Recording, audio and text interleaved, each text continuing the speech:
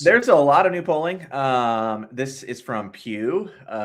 This was from late in March, but I think a lot of this still stands. Americans are, of course, most worried about higher gas prices and fuel prices. I think they're still sort of terrified of sending U.S. ground troops into Iran, even though I think the conversation has moved away from that somewhat.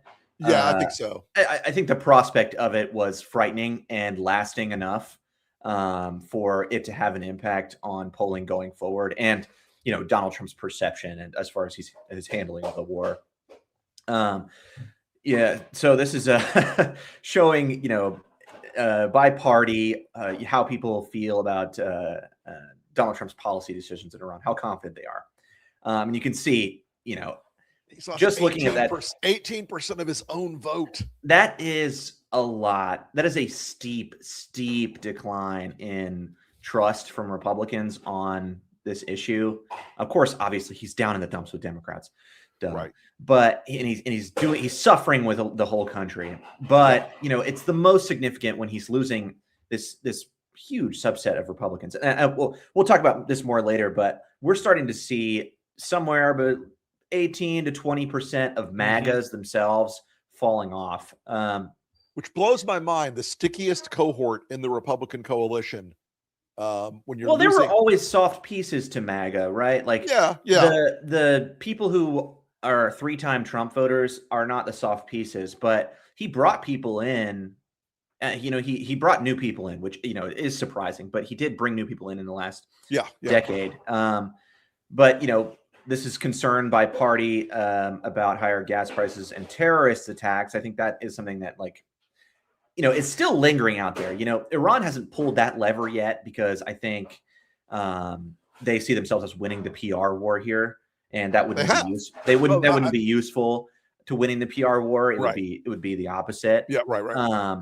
Now, can they stoke fear? Of course they will, and they have been, and they're going to continue to do that. And I think that is what's driving these numbers on Iran.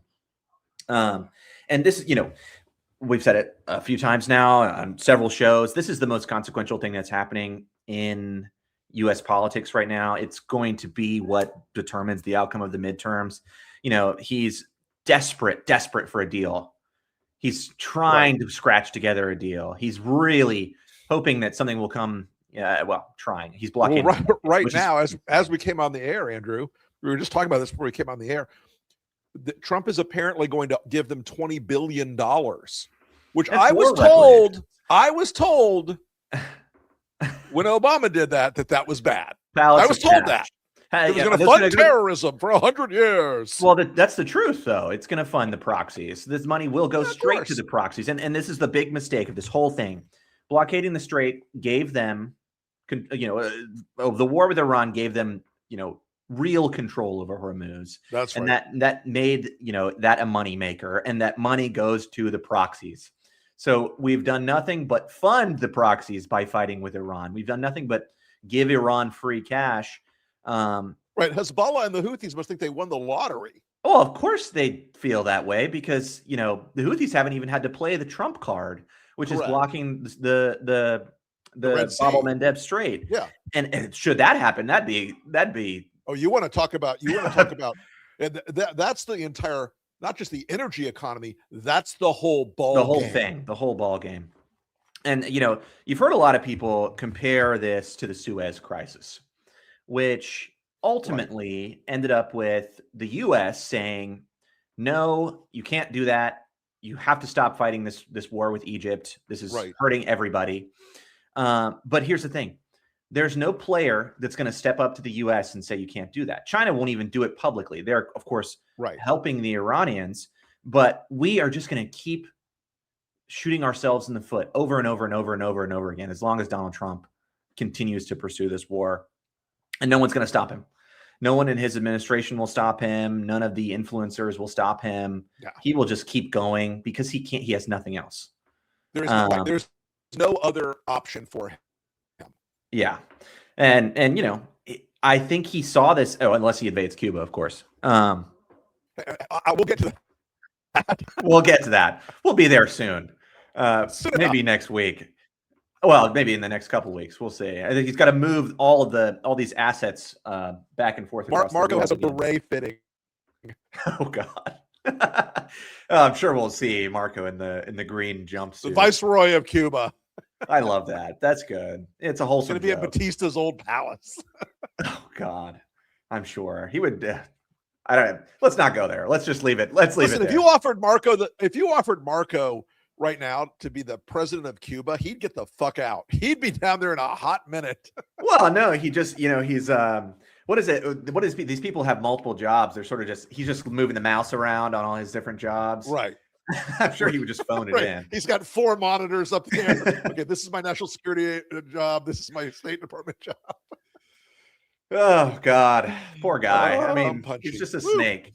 So I think we got some Trump approval numbers here to get down to the meat. They're great, folks. They're super. Donald Trump's the most popular president ever among people named Donald Trump. The only thing that's what's not changing in the polling is the direction here, and nothing else is really changing. Right. Like the direction of Trump's polling is just straight down into the gutter. It isn't. A couple weeks ago, we were like, it'll never get into the low 30s. Yeah. No. I believe that. I believe that. Honest to God, I believe that in January almost. Yeah. But that's just not the case.